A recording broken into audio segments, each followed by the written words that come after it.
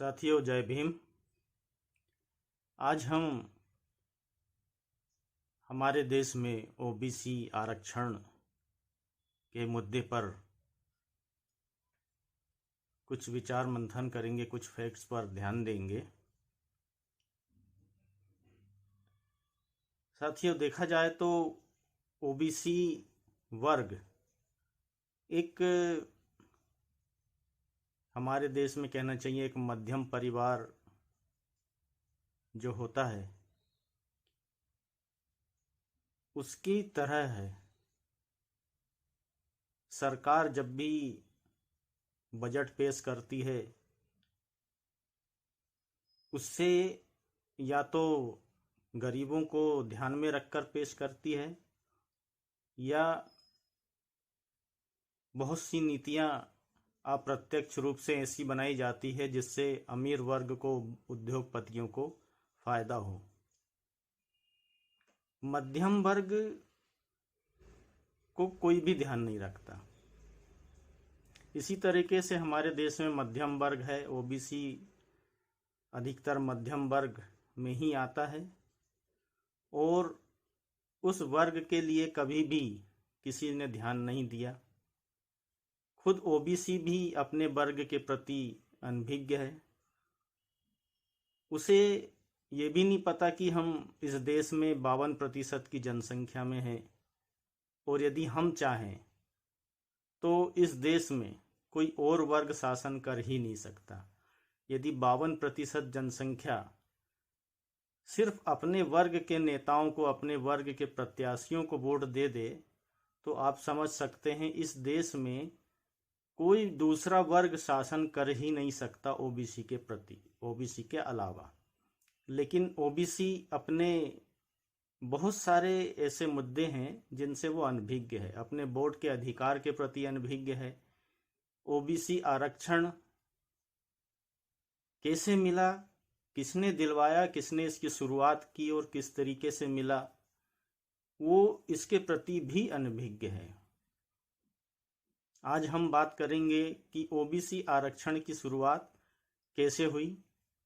बाबा साहब डॉक्टर भीमराव अंबेडकर ने जिस समय वो मसौदा कमेटी के अध्यक्ष थे उसी समय ओबीसी आरक्षण की शुरुआत बाबा साहब ने कर दी थी। 1928 में बाबा साहब ने शूद्र वर्ण से जुड़ी जातियों के लिए सबसे पहले अदर बैकवर्ड कास्ट शब्द का उपयोग किया था।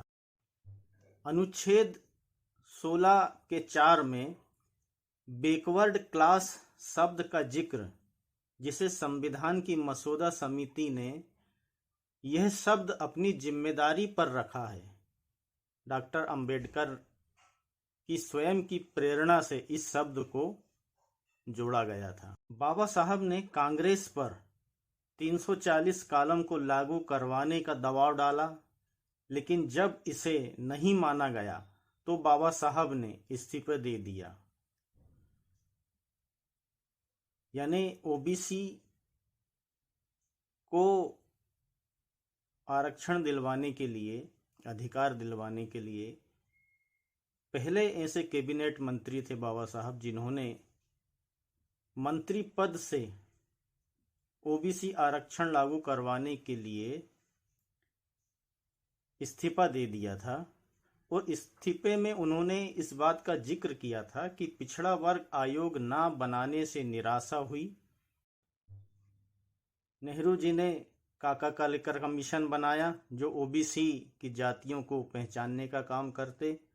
1953 में यह आयोग बना और 1955 में इस रिपोर्ट को सबमिट कर दिया गया था। लेकिन 1955 से लेकर 1978 तक इस रिपोर्ट को किसी न किसी रूप में टाला जाता रहा। उसके बाद 1978 में ओबीसी के लिए बीपी मंडल की अध्यक्षता में दूसरा कमीशन नियुक्त किया गया जिसने 1980 में अपनी रिपोर्ट दी थी। मंडल आयोग के अनुसार ओबीसी की जनसंख्या 52% है। साथियों, एक बात मैं यहाँ बताना चाहूँगा कि आरक्षण का उद्देश्य equality of social status and opportunity था। यह आर्थिक आधार पर बिल्कुल नहीं दिया गया था। जिस तरीके से कहा जाता है कि आरक्षण देना है तो आर्थिक आधार पर दिया जाए, लेकिन संविधान सभा में जिस समय आरक्षण दिया गया था, इसका मुख्य उद्देश्य था equality of social status and opportunity. OBC आरक्षण के लिए मंडल कमीशन ने 40 सिफारिशें दी थी। 40 सिफारिशों में से अभी तक केवल 2 को लागू किया गया है। ओबीसी आरक्षण में प्रमोशन की भी सिफारिश की गई थी, जिसे अभी तक लागू नहीं किया गया है। यह बताना चाहूँगा कि 7 अगस्त 1990 को केंद्र सरकार ने देश के 52% ओबीसी के लिए मंडल कमीशन की सिफारिश के अनुसार सरकारी नौकरियों में 27% ओबीसी आरक्षण को लागू कर दिया था। देश में ओबीसी जातियों की संख्या है 3743, यानी 3743 जातियां सिर्फ ओबीसी की है।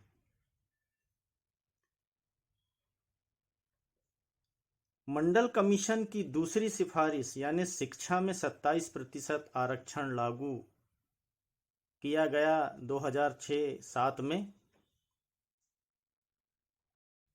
बीपी सिंह के भाषण का एक प्रमुख हिस्सा था, वो मैं बताना चाहूँगा। वो यह था कि हमने मंडल रूपी बच्चा को माँ के पेट से बाहर निकाल दिया है। अब कोई माँ का लाल इसे माँ के पेट में नहीं डाल सकता। यह बच्चा अब प्रोग्रेस ही करेगा।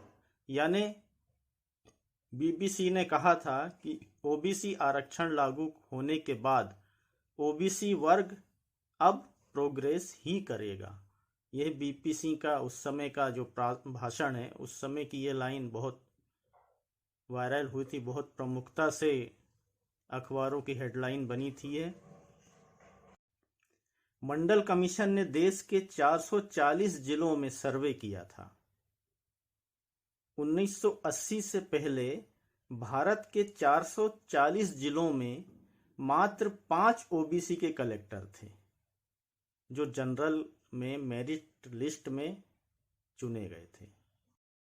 1990 में जब ओबीसी को 27% आरक्षण दे दिया गया, अपर कास्ट के अधिकतर लोग एकजुट हुए और पूरे देश में सड़कों पर उतर आए। सुप्रीम कोर्ट में भी याचिका दायर की गई कि ये संविधान के विरुद्ध है, लेकिन 16 नवंबर 1992 को सुप्रीम कोर्ट ने ओबीसी आरक्षण को सही ठहराया। पूर्व विधानसभा अध्यक्ष सुखदेव राजभर जी ने कहा था कि कांशीराम के प्रयास से ही मंडल कमीशन लागू किया गया था। साथियों, ये बात एक पॉइंट आउट करने की है कि ओबीसी को आरक्षण का अधिकार दिलवाने के लिए सबसे पहले प्रयास किया बाबा साहब ने, जो कि अनुसूचित जाति से। दूसरी बार जब मंडल कमीशन 1990 में लागू किया जाना था, उस समय भी कांशीराम जी, जो कि अनुसूचित जाति वर्ग से है, उन्होंने महत्वपूर्ण भूमिका निभाई। यानी कहा जाए तो ओबीसी को अधिकार दिलवाने के लिए स्वयं ओबीसी ने प्रयास कम किया है, अनुसूचित वर्ग के नेताओं ने ज्यादा प्रयास किया है। इस बात से भी ओबीसी अनभिज्ञ है।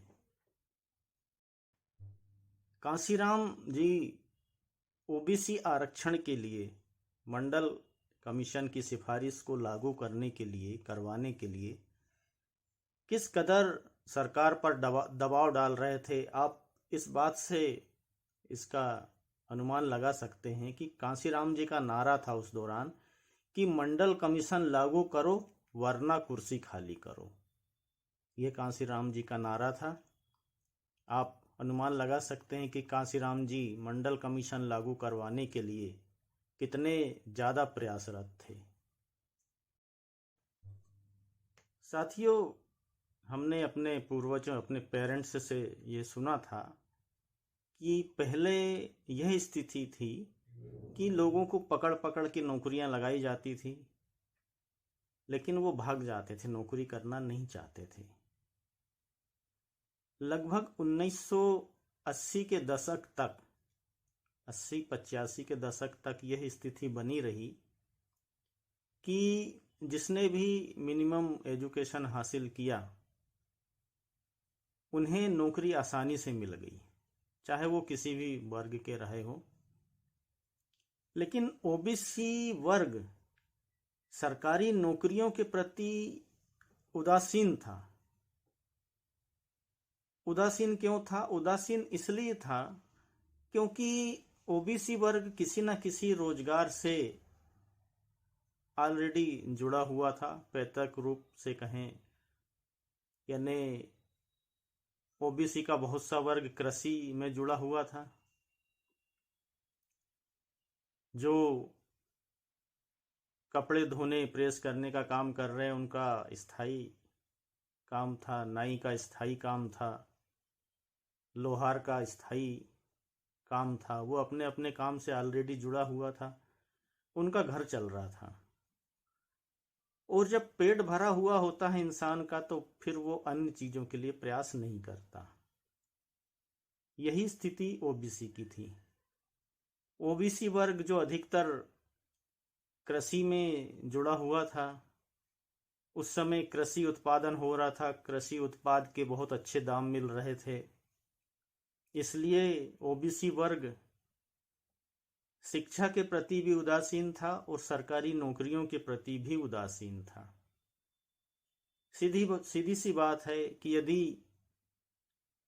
किसी किसान के घर में यदि एक महीने में 1,000 रुपये का, मान लीजिए, अनाज का उत्पादन हो रहा है, तो उस समय वो 150-200 रुपये, 300 रुपये की सरकारी नौकरियों के लिए बाहर क्यों जाएगा, दूर क्यों जाएगा, दूर दराज के गांव में क्यों जाएगा, जब उसके घर में ऑलरेडी उससे अधिक कीमत का अनाज पैदा हो रहा है, जिसके लिए उसको किसी की नौकरी करने की आवश्यकता नहीं थी। अपने खेत पे काम करना है, अनाज उगाना है, और उसका अच्छा काम चल रहा था। उस समय परिवार की बहुत ज़्यादा आवश्यकताएं थी नहीं। लेकिन जब एक पीढ़ी के पास जो खेत थे वो आधे हुए, फिर उनके बच्चों के लिए फिर आधे हुए, इस तरीके से कुछ दशक में जब खेत के टुकड़े होते गए और 1980 के बाद जो परिवार आए उनके पास खेत का बहुत छोटा हिस्सा उनके हाथ में आया, तब ओबीसी वर्ग को भी लगा कि अब मुझे कृषि कार्य के अलावा भी दूसरी ओर ध्यान देना पड़ेगा। तब उसे लगा कि अब मुझे भी सरकारी नौकरी चाहिए। उसके पहले ओबीसी वर्ग अनभिज्ञ था, तो एक प्रमुख कारण ये भी रहा है ओबीसी का सरकारी नौकरियों से अनभिज्ञ रहने का। चलिए एक सिंपल सा कैलकुलेशन पर ध्यान देते हैं। मान लीजिए किसी सरकारी नौकरी के पद के लिए 100 सीटों पर भर्ती निकली। अब आरक्षण के अनुसार एससी और एसटी को मिलाकर 22 सीटें एससी एसटी के लिए रिजर्व हो गई। ओबीसी के आरक्षण 27% के अनुसार 27 सीटें ओबीसी के लिए आरक्षित हो गई। अब 1990 के पहले ये स्थिति थी कि ओबीसी के मात्र 2 से 3 कैंडिडेट ही मेरिट लिस्ट पर सेलेक्ट हो पाते थे। लेकिन 1990 जब ओबीसी का आरक्षण लागू हुआ उसके बाद 27 सीटें तो आरक्षण के हिसाब से ओबीसी को मिल गई, प्लस 2 से 3 या 4 कैंडिडेट उसके मेरिट में उसमें भी सेलेक्ट होते थे। इस तरीके से मान लीजिए 30 सीटें ओबीसी के खाते में चली गई, यानी 30 लोग ओबीसी के सेलेक्ट होने लगे 1990 के बाद। तो एक तरीके से देखा जाए तो ओबीसी के लिए ओबीसी का आरक्षण बहुत फ़ायदेमंद रहा, क्योंकि उसके 30 लोग सरकारी नौकरियों में 30% लोग मान लीजिए सरकारी नौकरियों में आने लगे। एक और छोटे से कैलकुलेशन पर ध्यान देते हैं कि उसी 100 सीट की वैकेंसी के लिए मान लीजिए 80 नंबर पर जनरल की लिस्ट रुकी और मान लीजिए 78 नंबर पर ओबीसी की लिस्ट रुकी। एससी का कट ऑफ मान लीजिए 75 गया और एसटी का कट ऑफ मान लीजिए 60 नंबर पर गया, 60% पर। अब किसी एसटी कैंडिडेट का जब 60% या 60 नंबर पर सिलेक्शन हो जाता है और जिस एससी के व्यक्ति को और ओबीसी के व्यक्ति को 60 से अधिक नंबर मिलते हैं, मान लीजिए 62 मिले, 65 मिले, तो वो ये सोचता है कि यदि एसटी कैंडिडेट का आरक्षण नहीं होता तो ये सीट मुझे मिल गई होती। यही स्थिति में यदि एससी का व्यक्ति से यदि थोड़ा अधिक नंबर यदि कोई ओबीसी का लाता है, मान लीजिए किसी ओबीसी ने 77 नंबर 77 नंबर लाया और उसका चूँकि कट ऑफ 78 में रुका था, उसका नहीं हुआ, तो वो ये सोचता है कि एससी और एसटी का आरक्षण नहीं होता तो चूँकि मेरे इन दोनों से अधिक नंबर है तो मेरा सिलेक्शन हो गया होता। लेकिन इस स्थिति में इस कैलकुलेशन में ओबीसी और एससी दोनों गलत साबित होते हैं। गलत इसलिए होते हैं कि मात्र 80 नंबर और 78 मात्र 2 नंबर के अंतर पे लगभग 1000 लोग या उससे ज़्यादा लोग आ चुके होते हैं। अब आप सोचिए कि वैकेंसी मात्र 100 पद पर है और 100 पद पर वैकेंसी है और मात्र 2 नंबर के डिफरेंस में 1000 लोग आ चुके हैं। तो उस स्थिति में एससी, एसटी और ओबीसी को एक भी सीट नहीं मिलती। यदि उनका आरक्षण नहीं होता तो पूरी सीट जनरल को जाती। अब जनरल की स्थिति ये है कि जनरल वाले कैंडिडेट को चूँकि हिंदू धर्म ने पहले से ही बहुत से आरक्षण दे रखा था, यानी ब्राह्मण को शिक्षा का अधिकार था, क्षत्रिय को राज करने का अधिकार था, वैश्य को व्यापार का अधिकार था। तो आर्थिक निर्भरता के मामले में, संसाधनों के मामले में ये 15% लोग ओबीसी, एससी, एसटी मिला के 85% लोगों से बहुत आगे हैं, हर प्रकार से सक्षम है। उनकी बराबरी करना फिलहाल एससी, एसटी, ओबीसी के लिए उतनी संभव नहीं है, क्योंकि संसाधनों की भी कमी है, आर्थिक रूप से भी सक्षमता कम है, शिक्षा के प्रति भी जो जागरूकता होना चाहिए, जो लगाव होना चाहिए, वो भी एक कमी कह सकते हैं। शिक्षा का महत्व ही हमारे लोग नहीं समझ पाते हैं, जबकि जनरल वाले, ब्राह्मण खासकर शिक्षा का महत्व को समझते हैं, वो उस हिसाब से मेहनत भी करते हैं। हमारे लोग मेहनत भी करें तो उनके पास संसाधनों की, पैसों की, कई चीज़ों की बहुत कमी होती है। सदियों तक चले हिंदू धर्म के आरक्षण के कारण सामान्य वर्ग जो है, जनरल वाले, वो बहुत आगे बढ़ चुके हैं। दूसरी स्थिति ये है कि जहाँ पर साक्षात्कार होता, साक्षात्कार में नंबर दिए जाते हैं। साक्षात करने वाले अधिकतर लोग जनरल वाले बैठे हुए हैं, ब्राह्मण लोग बैठे हुए हैं, वो सिर्फ अपने वर्ग को अधिक नंबर देते हैं। ST SC OBC वर्ग के नंबर बहुत कम देते हैं, बहुत नंबर काट देते हैं। यानी कहा जाए कि आज भी द्रोणाचार्य लोग बैठे हुए हैं जो आपको आगे बढ़ने नहीं देते हैं।